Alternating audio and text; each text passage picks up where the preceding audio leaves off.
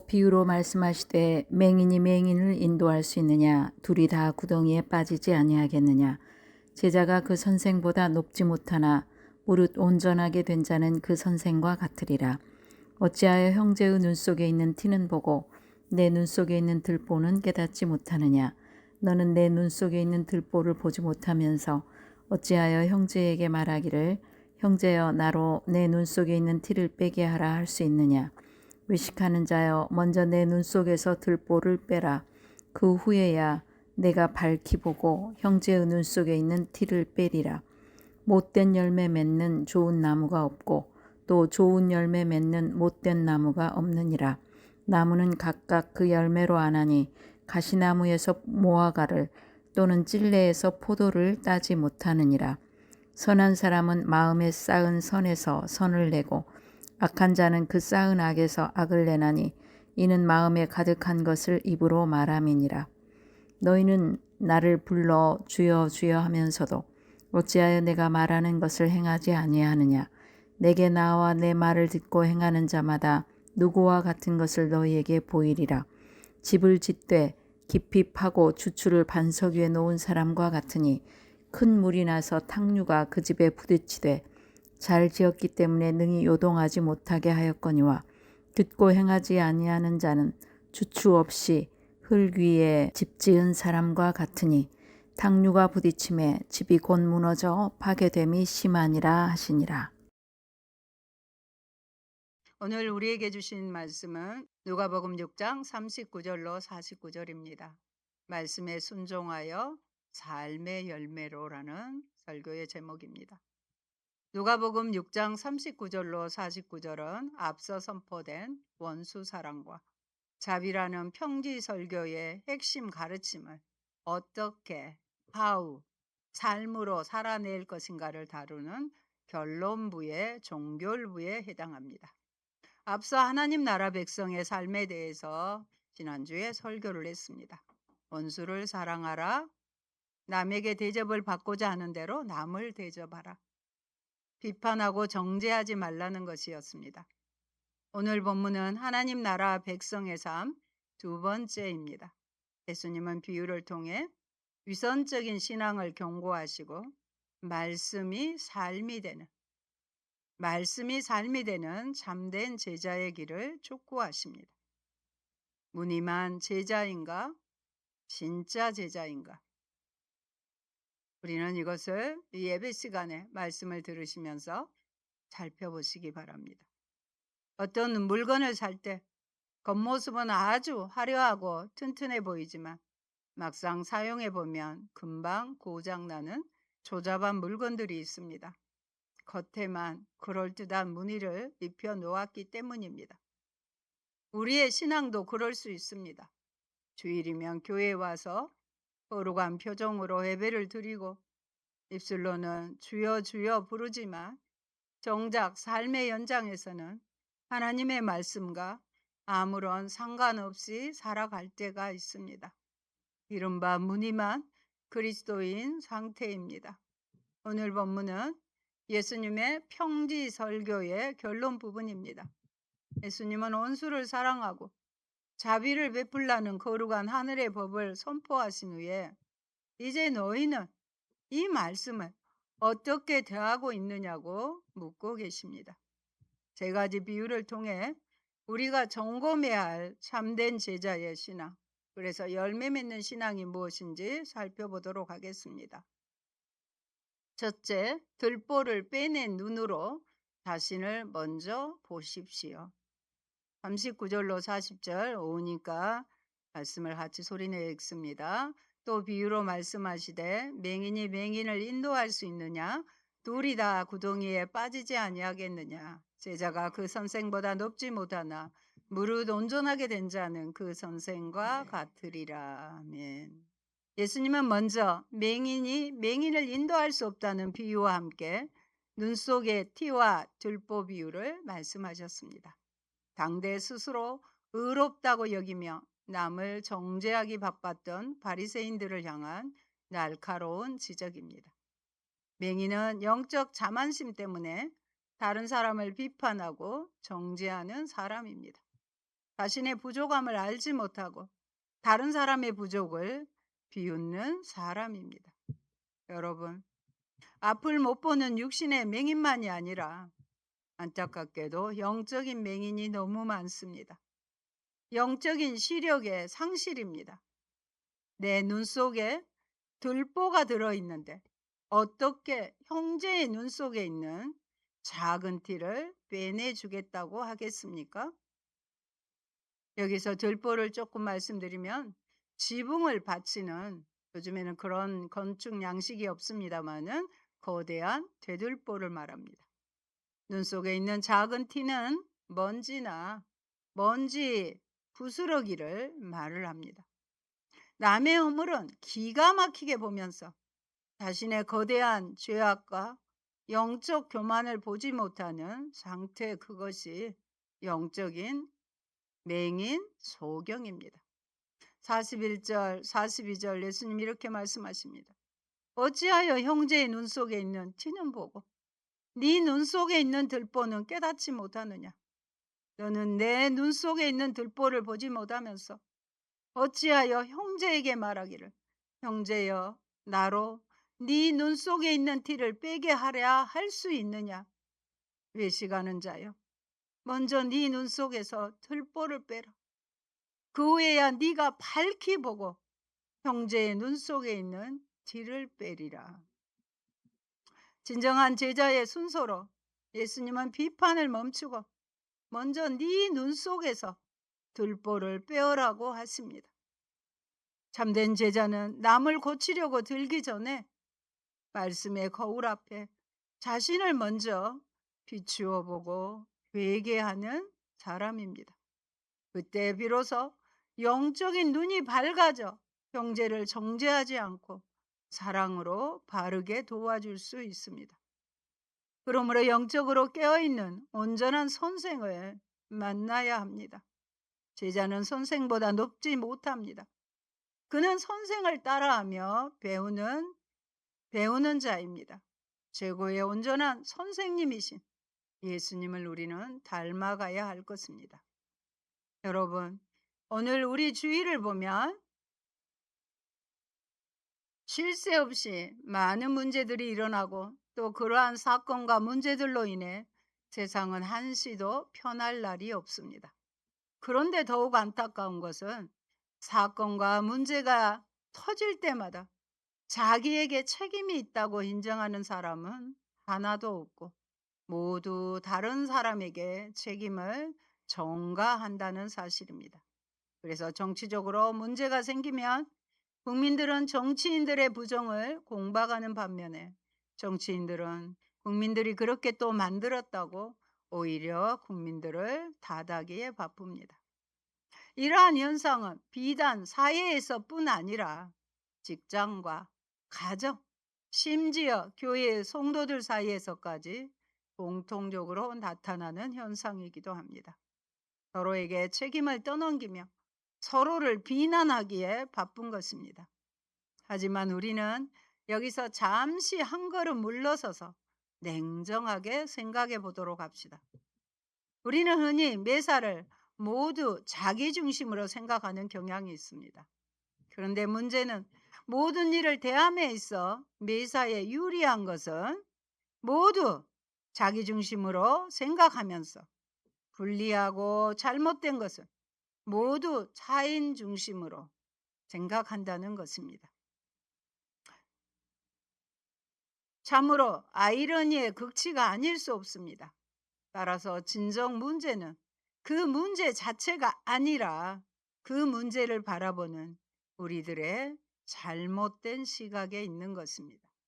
둘째, 선한 마음에서 자라난 열매로 증명하십시오. 43절, 45절 같이 보실까요? 못된 열매 맺는 좋은 나무가 없고 또 좋은 열매 맺는 못된 나무가 없느니라. 나무는 각각 그 열매로 아나니 가시나무에서 무화과를 또는 찔레에서 포도를 따지 못하느니라. 아멘. 나무의 좋고 나쁨에 대한 진정한 평가는 오직 무엇으로? 열매를 보고 내릴 수 있다는 것입니다. 따라서 비록 어떤 나무가 아무리 잎이 무성하고 꽃이 아름다울지라도 결국 우리에게 해로운 열매를 맺으면 독초나 먹기에 부적합한 열매가 되는 반면에, 아무리 가지와 잎이 초라하고 꽃과 향기가 볼품없더라도 유용한 과실을 맺으면 좋은 열매가 된다는 것입니다. 나무는 그 잎사귀가 얼마나 화려한지, 이름표가 무엇인지로 증명되지 않습니다. 오직 열매로만 그 나무의 본질을 알 수 있습니다. 예수님도 가시나무에서 무화과를, 찔레에서 포도를 딸 수 없다고 하십니다. 저희 텃밭에서 자라는 나무들도 봄에 꽃이 피고 지고 나면 온통 초록으로 비슷비슷합니다. 그러나 작은 열매들이 맺히고 자라면 그 나무가 무슨 나무인지 알 수 있습니다. 살구나무에는 살구가, 감나무에는 감이 열릴 것입니다. 이처럼 선한 사람은 마음에 쌓은 선에서 선을 내고, 악한 자는 그 쌓은 악에서 악을 내나니, 이는 마음에 가득한 것을 입으로 말함이라고 말씀하십니다. 예수님은 나무의 비유를 사람의 마음과 입의 말로 연결하십니다. 45절 말씀 다시 한번 우리가 크게 읽겠습니다. 선한 사람은 마음에 쌓은 손에서 손을 내고, 악한 자는 그 쌓은 악에서 악을 내나니. 아멘. 우리 안에 있는 것이 나오는 거예요. 없는 것이 어떻게 나올 수가 없는 거죠. 선한 사람은 내 마음에 선함이 있으면 선이 나오는 것이고, 악함이 들어있으면 악하게 나오게 되어 있는 것입니다. 우리의 마음에도 저장고가 있습니다. 만일 성도 여러분이 세상을 향해 진정한 거룩함을 드러내고 싶다면 이러한 헛된 생각들을 버리고 먼저 중심과 마음을 올바르게 하시기 바랍니다. 말씀과 진리로 애곡된 잘못된 마음을 바로잡고 성령의 능력으로 마음속의 모든 더러운 것들을 몰아내도록 하십시오. 그리하면 여러분의 말과 행위들이 여러분이 진정 고결하고 거룩한 성도임을 가장 분명하게 증거해 줄 것입니다. 말은 마음의 열매입니다. 마음은 우리가 볼 수 없어요. 그런데 상대의 말을 들어보면 마음의 상태를 알 수 있습니다. 우리가 위기의 순간에 혹은 평소에 툭 던지는 말은 내 마음의 상태를 그대로 보여주는 나무의 열매입니다. 감정이 격해질 때, 내 마음대로 컨트롤이 안 될 때, 나의 감정의 상태가 말로 표현되는 것입니다. 그런데 마음의 은혜와 자비가 쌓인 사람은 이게 위기 속에서도 감사와 살리는 말이 나옵니다. 그러나 마음에 불평과 시기가 쌓은 사람은 결국 상처를 주는 악한 말을 쏟아냅니다. 다른 사람에 대한 미움이나 시기가 내 마음 속에 있으면 입에서 비판이나 정죄의 말이 나옵니다. 반면에 다른 사람에 대한 사랑이나 용서의 마음이 있으면 입에서 격려와 화해의 말이 나옵니다. 우리의 입술에는 지금 어떤 열매가 맺히고 있습니까? 지금까지 우리가 어떤 열매를 맺었는가를 살펴보면서 그 열매가 진정 하나님께서 받으시기에 합당한 열매였는지 냉정하게 평가해 보시기 바랍니다. 그리하여 만일 그 열매가 부끄러운 열매였다면 마음속에 있는 악을 회개하고 그 회개에 합당한 열매를 맺는 것이 중요합니다. 그것이 곧 우리의 부끄러운 실체였음을 인정하면서 다시 한번 겸허한 회개와 함께 선한 열매를 맺는 교회로 변화주시기를 간절하게 기도하도록 합시다. 셋째, 순종의 삽을 깊이 파서 반석 위에 집을 지으시기 바랍니다.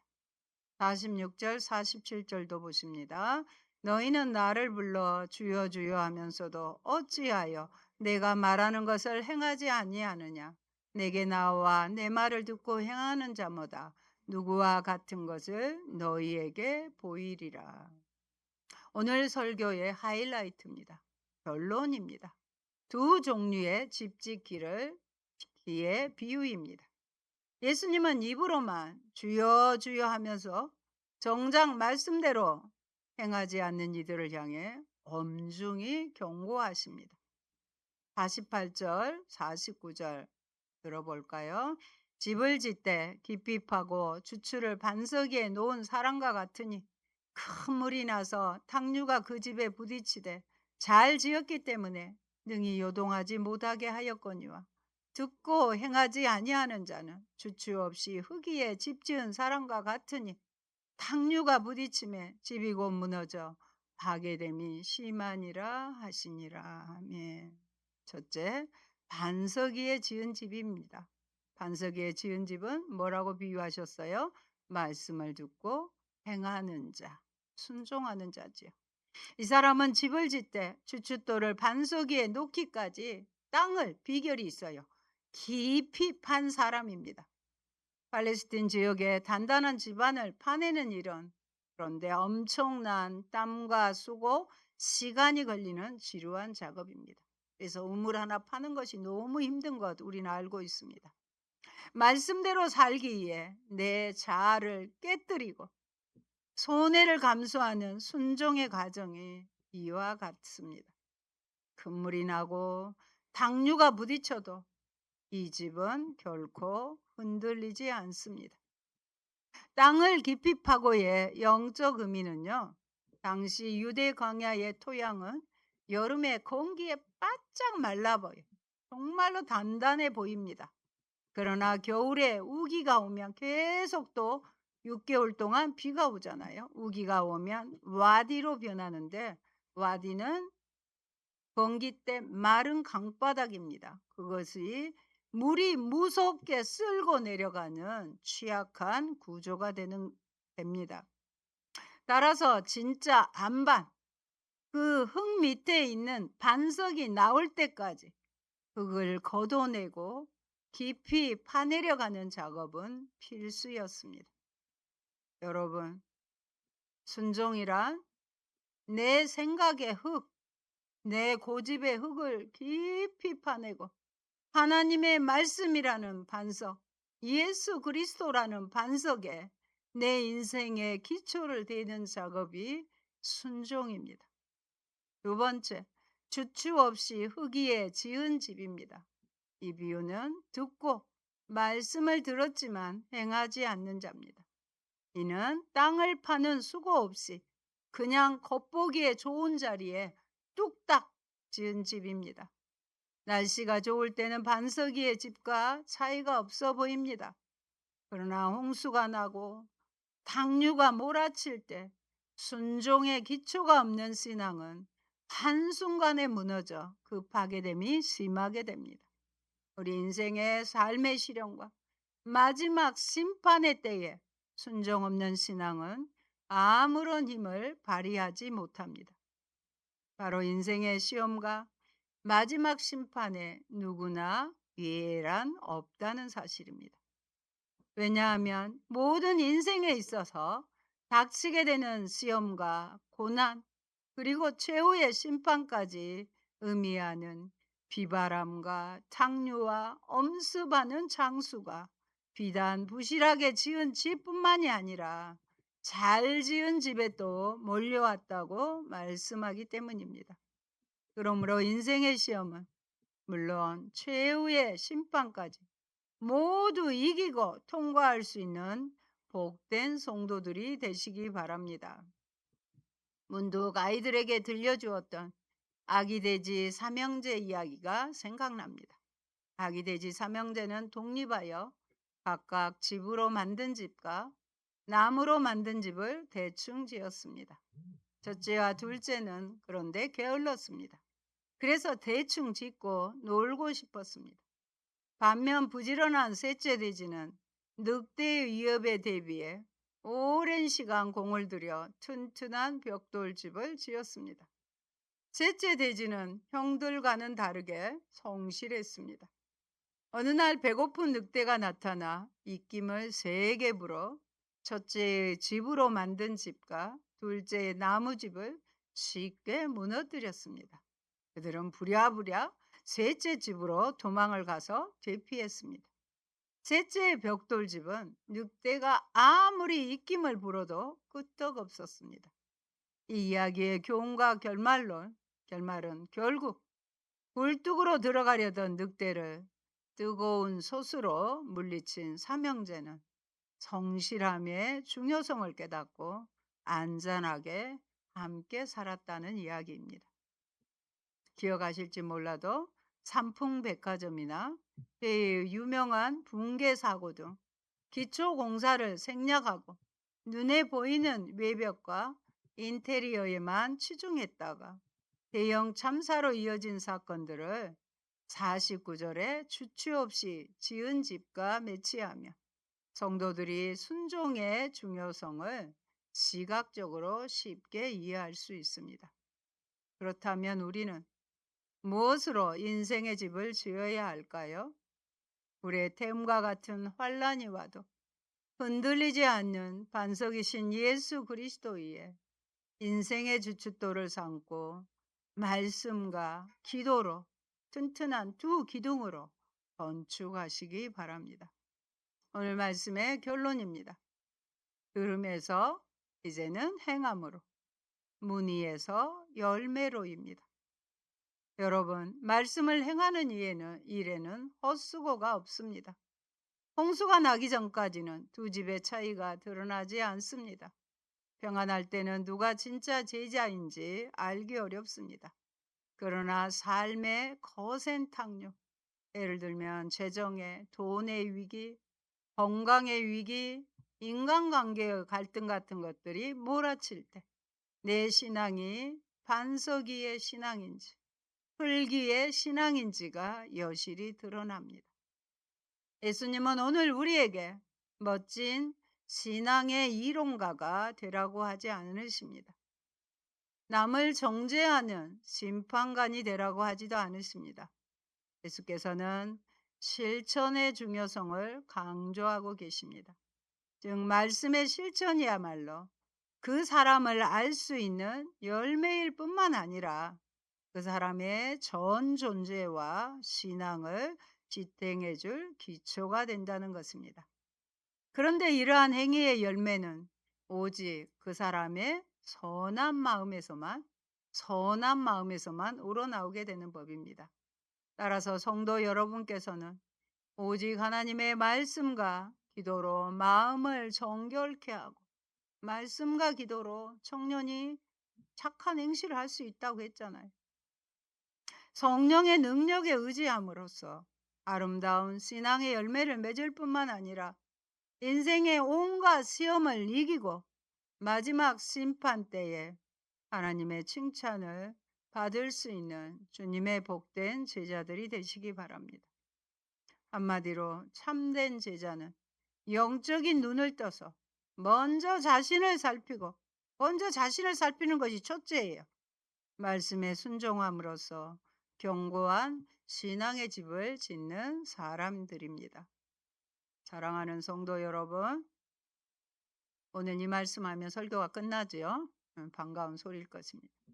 오늘 들은 말씀 중 단 한 가지라도 내 삶 속에 순종하기 위해 땅을 깊이 파는 수고를 시작합시다. 예수님을 주로 고백하는 것은 우리가 주님, 주여 하지 않습니까? 나는 주의 종으로서 나는 당신의 종입니다. 종은 어찌해야 돼요? 그분의 명령에 절대 복종하겠다는 뜻입니다. 종이니까 복종해야 돼요. 어떨 때는 복종하고 안 하는 게 아니에요. 절대 복종한다는 의미가 주여, 퀴리오스, 주님 하고 우리가 부른다는 것입니다. 그 뜻을 아시고 부르시고 그렇게 실천하시기 바랍니다. 그러므로 내 눈에 들보를 먼저 보고 내 마음에 주님의 은혜를 채우며 말씀대로 한 걸음 내딛는 순종의 제자가 됩시다. 그리하여 어떤 인생의 폭풍우 속에서도 흔들리지 않고 견고히 서서 아름다운 자비의 열매를 맺는 모든 성도님들이 되시기를 주님의 이름으로 축원합니다. 인생의 폭풍이 오기 전에 우리를 안전하게 지키시라는 주님의 사랑 가득한 경고로 오늘의 말씀을 들으시기를 권면해 드립니다. 아멘. 할렐루야. 고마우신 아버지 감사합니다. 오늘도 귀한 말씀 들려주셨습니다.